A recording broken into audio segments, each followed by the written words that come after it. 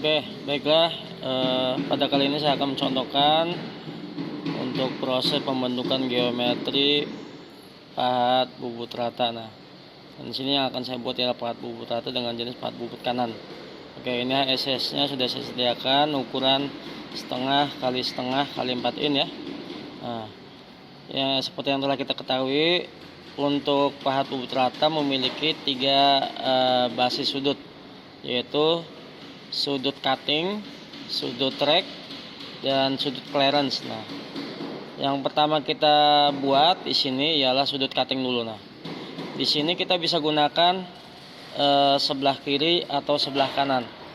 Nah, oke, tergantung nyamannya kita dalam membentuk geometrinya. Nah, tapi ini menurut kebiasaan saya ya. Pertama yang kita bentuk ialah sudut side cutting. Nah, sudut cutting dulu ya. Sudut cutting ini yang membentuk sudut baji 80 derajat. Bisa kita lihat di sini. Nah. Oke, sudut 80 derajat di sini.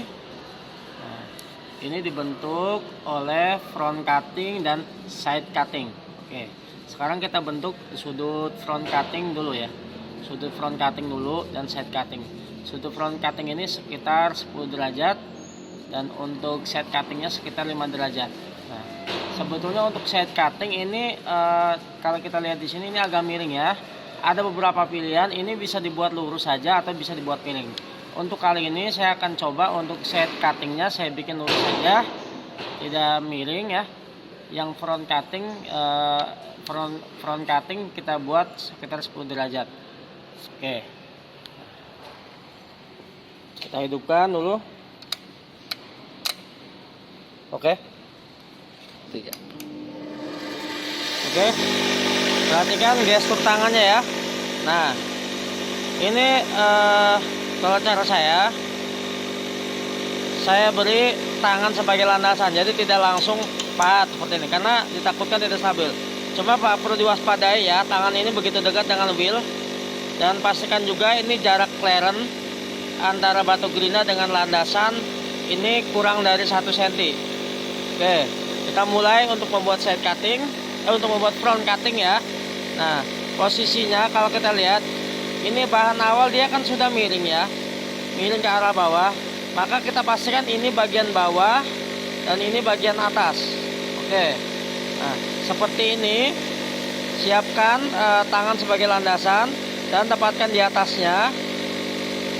Kalau kita lihat dari samping, dia harus lurus.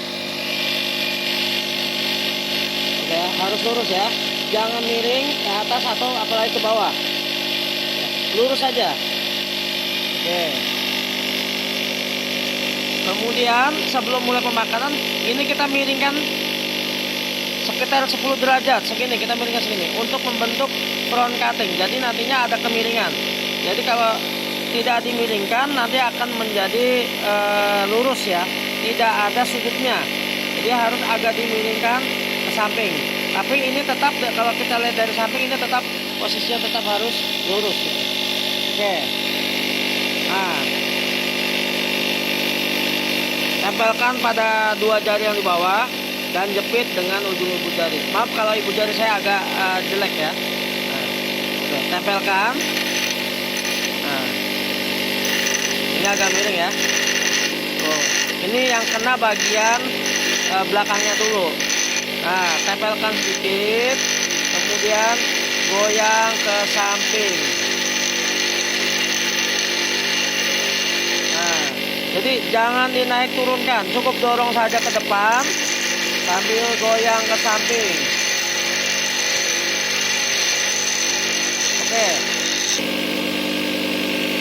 Oke. Nah, ini setelah kita asah tuh ya, hasil pengasahan harus 1 kaca. Dan kita lihat hasilnya. Dari atas sudah ada kemiringan membentuk sudut baji. Nah, dan dari samping, samping di sini sekaligus membentuk sudut clearance bagian ujung. Nah, tuh sudah ada kemiringan clearance. Jadi membentuk front cutting sekaligus membentuk front clearance ya. Front cutting dan front clearance. Jadi satu kali asah dapat dua sudut. Akan kelihatan ya. Tuh. Ini dari samping dan ini dari atas. Oke. Nah, lepas ini kita akan membentuk bagian samping. Jadi side cutting. Kalau tadi front cutting, sekarang side cutting sekaligus side clearance. Jadi ya, side cutting dan side clearance. Oke. Untuk tekniknya seperti ini. Kalau sebelah sini susah, boleh gunakan sebelah sini. Oke. Nah, tapi kita coba yang sebelah sini ya. Posisinya tangan, kalau tadi tangan pakai tangan kiri, sekarang pakai tangan kanan agak menyudut. Gitu ya. Tuh. Kalau kita lihat dari samping, dia harus lurus ya. Jangan dimiringkan, jangan dimiringkan. Atau ke atas atau jangan, lurus saja. Sehingga dia akan memakan bagian bawah dan dia akan naik ke atas. Dan jangan digoyang-goyang seperti ini. Jangan digoyang-goyang seperti ini. Cukup kita ke samping aja, geser-geser ke samping. Cukup nanti kita geser-geser ke samping aja. Oke, kita coba ya. Nah. Tuh, maju ke depan, geser ke samping. Maju, geser ke samping. Tuh, sudah mulai kelihatan dari bawah termakan ya.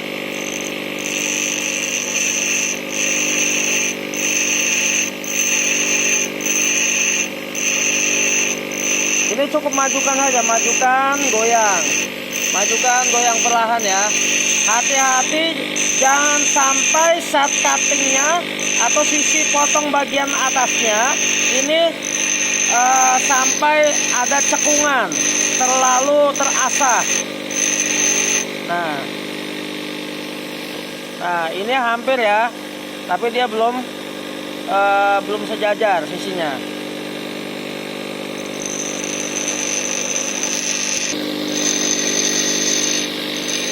Nah ini ciri bahwa pengasahan sudah sampai ke bagian atas.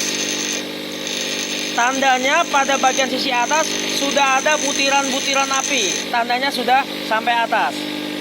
Dan kita lihat, nah tuh ya, sudah sampai atas ya. Nah sudah terasa, sudah sejajar, lumayan segini juga. Oke, dan sudah satu kaca juga. Kita lihat dari samping. Tuh, sudah ada sudut. Nah ini namanya side clearance ya, dan yang di sini namanya side cutting. Ini side clearance, ini side cutting. Oke, setelah ini kita asah bagian atas. Dan ingat, ini tidak boleh rata, harus ada kemiringan. Ada kemiringan ya, harus kelihatan kemiringannya. Kalau kurang kita tambahin lagi.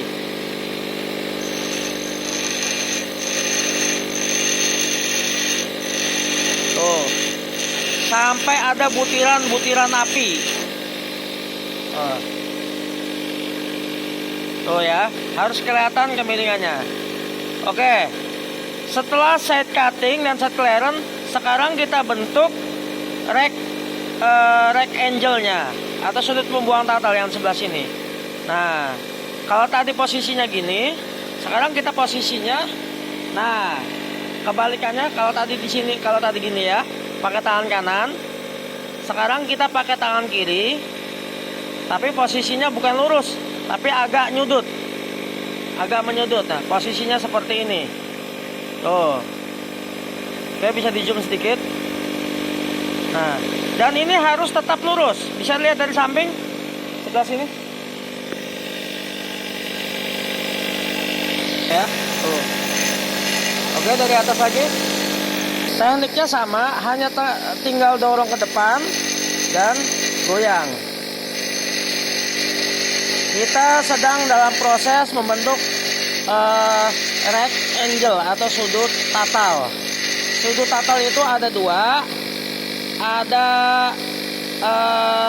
rack angle bagian atas atau side rack angle, dan rack angle bagian belakang.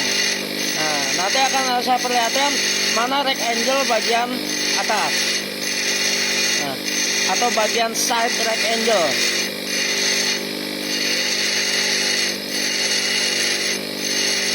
Dan finishnya hingga ada butiran-butiran api pada bagian tepi atasnya.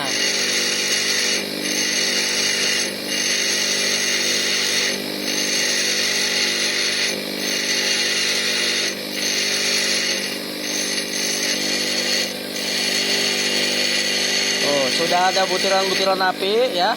Sekarang kita lihat hasilnya. Nah, ini dia. Tuh, sudah ada kemiringan ya. Ini namanya side rack angle. Nah, tapi back rack angle-nya belum ada karena ini masih lurus. Selanjutnya kita buat back rack angle seperti ini. Posisinya sama seperti sebelumnya, cuma agak kita miringkan seperti ini. Tuh, kalau tadi kan lurus ya, agak kita miringkan seperti ini untuk membentukkan back rack angle supaya bagian sini ada cekungan. Dan untuk back rack angle ini yang cekung ini khusus untuk pahat bubut yang digunakan untuk membubut bahan baja karbon menengah dan baja mesin. Kalau untuk baja karbon tinggi, back rack angle ini hampir tidak ada.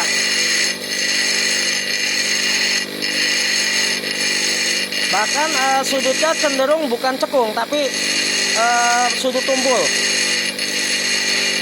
Nah, kelihatan ya, di sini ada cekungan. Tuh. Nah, lihat dari depan, ini side rack angle, side rack angle, dan dari samping ini back rack angle. Dan pastikan sisi ini.